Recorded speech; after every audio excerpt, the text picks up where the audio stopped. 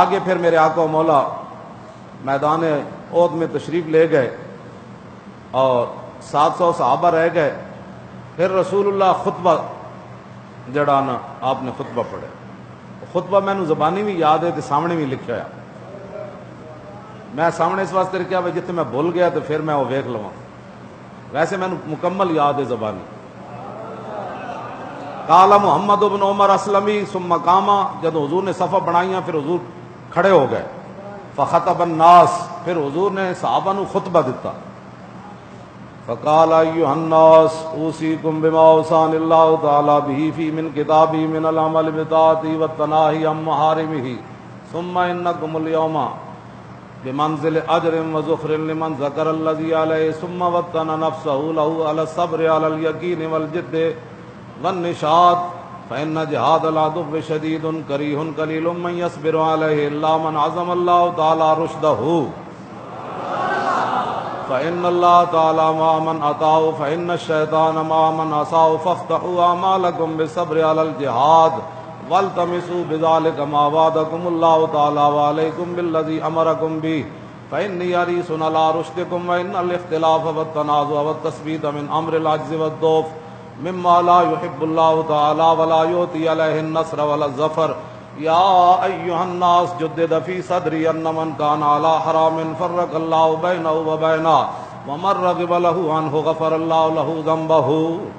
ومن صلی علیہ صلاۃ صلاۃ اللہ تعالی علیہ وملائکۃ عشرا ومن احسن من مسلم او کافر وکاجر علی اللہ فی عاجل دنیاہ وآجل آخرتہ ومن کان یؤمن باللہ والیوم الآخر فعلیہ الجمعۃ الا صبیا او امرأۃ او مریضا او عبدا مملوکا ومن استغنى عنها استغنى اللہ عنہ. ما اعلم من عمل يقربكم الى الله تعالى الا وقد امرتكم به ولا اعلم من عمل يقربكم الى النار وقد نهيتكم عنه وانه قد نفس في روعي الروح الامين انه لن تموت نفسا حتى تستوفي اقصى رزقها لا ينقص منه شيئا وان ابطا عنها فاتقوا الله ربكم وَأَجْمِلُوا فِي طَلَبِ الرِّزْقِ لَا يَحْمِلَنَّكُمْ اسْتِبْطَاءً أَن تَطْلُبُوا بِمَعْصِيَةِ اللَّهِ فَإِنَّهُ لَا يُقْدَرُ عَلَى مَنْ عِندَهُ إِلَّا بِطَاعَتِهِ قَدْ بَيَّنَ لَكُمُ الْحَلَالَ وَالْحَرَامَ غَيْرَ أَنَّ بَيْنَهُمَا شُبْهًا مِنَ الْأَمْرِ لَمْ يَعْلَمْهَا كَثِيرٌ مِنَ النَّاسِ إِلَّا مَنْ عَصَمَ اللَّهُ تَعَالَى فَمَنْ تَرَكَهُ حَفِظَ دِينَهُ وَعِرْضَهُ وَمَنْ وَقَعَ فِيهِ كَانَ كَالرَّاعِي إِلَى جَنبِ الْحِمَاةِ أَوشَكَ أَنْ يَقَعَ فِيهَا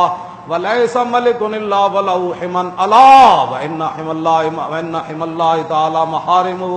وَالْمُؤْمِنُ مِنَ الْمُؤْمِنِينَ كَالرَّأْسِ مِنَ الْجَسَدِ إِذَا اشْتَكَى عَلَيْهِ تَدَاعَى سَائِرُ جَسَدِهِ. وَالسَّلَامُ عَلَيْكُمْ وَرَحْمَةُ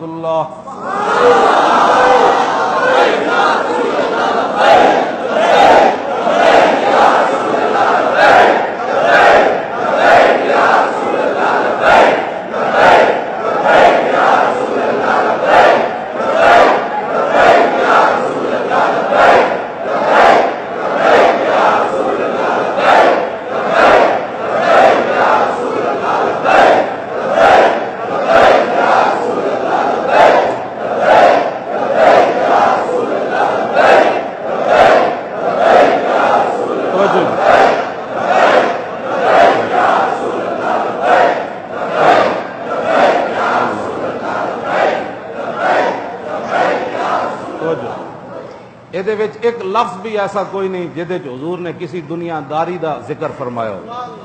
کیوں جی مولا یا ایھا الناس اوصیکم بما اوصانی اللہ تو لے کے تداعی علیہ سائر جسدہ تک اگے تو حضور نے السلام علیکم بھی انہوں نے فرمایا. صاحب ایک لفظ بھی ایسا کوئی نہیں جہدے حضور نے فرمایا اینج کرو گے تو اتنی روٹیاں لب جان گی, اینج کرو گے تو فلانی شے لب جائے, اینج کرو تو تہاڈیاں سڑکاں بنا دیں, ہاں اینج کرو گے. میں ہمیشہ یہ گل کرنا جب اسلام آ جاتا ہے نا, ہاں اسلام بندے نو کھنگاڑ کے کھڑکا کے لیندا, لوگ کب بھی لینا ہوئے تے کھڑکا کے لوے تے کلمے والا ایویں آ جانا جنہ اوتو تے پڑھے ہو تے 1.5 میل بھی نہ چلیا. ہاں جڑے دنیا دار سن تے جنہ دنیا داری واسطے کلمہ پڑھے سن تو ویکھ کے بھی 1.5 میل نہ چلے. آخرت مل جائے تے دنیا تے پھر حیثیت ہی کوئی نہیں رہ جاتی. جب رسول اللہ دی محبت آ جائے تو پھر ایویں صحابہ کیا جناب کہ گھوڑے سمندر بھی سٹ دیاں گے, اقبال کہندا او صحابہ دے گھوڑے اس ویلے بھی ایک سی میدان بدر وچ، ایک سی یا دو سی، ایتھے بھی وہ دو گھوڑے ہی ہیں نجے، ہاں جی، لیکن کسی صحابی نے بھی نہیں کہا حضور گھوڑے بھی کوئی نہیں، پہلے بھی کوئی نہیں سن، بندے بھی کوئی نہیں، تلواریں بھی کوئی نہیں، اینج بھی نہیں ہونا، اینج بھی نہیں ہونا، اینج بھی نہیں ہونا۔ حضور نے اے خطبہ دیتا، فرمایا تکڑے رہنا، ہاں یقین رکھنا کہ بڑی خوش دلی نہ تسی کہ بڑی محنت نال یہ کام کرنا ہے، ہاں فرمایا بزدلی اختیار نہیں کرنی، بزدل آدمی کو اللہ کبھی بھی فتح عطا نہیں فرماتا، کیوں جی، ہاں فرمایا اختلاف نہیں کرنا، جھگڑے نہیں پانے، وَإِنَّ الْاخْتِلَافَ وَالتَّنَازُعَ وَالتَّثْبِيتَ مِمَّا لَا يُحِبُّ اللَّهُ تعالیٰ، فرمایا یہ اختلاف، یہ جھگڑے، یہ بزدلیاں، یہ ان چیزوں میں سے ہے جس کو اللہ پسند نہیں کرتا، اور وَلَا يُؤْتِي عَلَيْهِ النَّصْرَ وَالظَّفَرَ، اللہ تعالیٰ نہ ایسے بندے کی مدد کرتا ہے نہ کبھی کامیابی دیتا ہے ایسے بندے